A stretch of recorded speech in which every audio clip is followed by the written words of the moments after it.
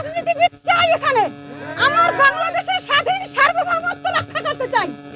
আমার বাংলাদেশের স্বাধীন সার্বভৌমত্বের উপর যে আঘাত আনবে সে যত বড় ক্ষমতা সম্পন্ন হোক, এই বাংলাদেশ প্রেমীরা জনগণ তাকে টেনে হিঁচড়ে নামাবে।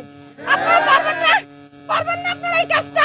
আপনারা কি ক্ষমতাকে ভয় পান, ভারতকে ভয় পান, আগ্রাসনকে ভয় পান? আমরা বাংলাদেশের মাটিতে আর কোনো দাদাগিরি সহ্য করব, কোনো দাদাগিরি সহ্য করব না।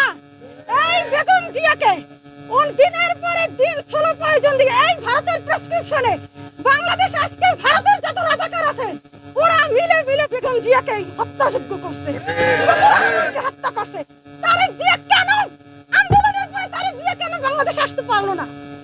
যেই তারেক জিয়াকে একটা 111 ঘটাইয়া ফ্যাসিস্টরা ভারতকে 111 ঘটাইয়া তারেক জিয়াকে দেশ থেকে বিতাড়িত করছে, আন্দোলনের সাথে সাথে তারেক জিয়ার বাংলাদেশে আসার কথা না? আসতে পারলো না কেন? কারা আসতে বাধা দিছে? সরকারের পক্ষ থেকে বারবার বলছে আমাদের কোনো সমস্যা নাই, আমরা সকল রকমের প্রোটেক্ট দেব, তারপরও তারেক জিয়া কেন আসলো না? তার মানে এই ভারতের সাথে যেগুলো বাংলাদেশের মুখোশধারী রাজনীতিবিদ যারা টাকার পাহাড় গড়ছে রাজনীতি চাই, আমার উসমানের মাথায় গুলি না, বাংলাদেশের মাথায় গুলি, স্বাধীনতা সার্বভৌমত্বের মাথায় গুলি, আমার উসমানের মাথায় গুলি না। এবং আজকে আপনার দলের লোকেরা যারা উসমান মির্জা ফখরুল সাহেব আমার উসমানের নামই জানে না, সারা বিশ্ব আমার উসমান হাদির নাম জানে, মির্জা ফখরুল জানে না। তার মানে কি মির্জা ফখরুল যদি বয়সের ভারে আমার উসমানের নাম না জানে তাহলে সে কিভাবে এমপি ইলেকশন করবে?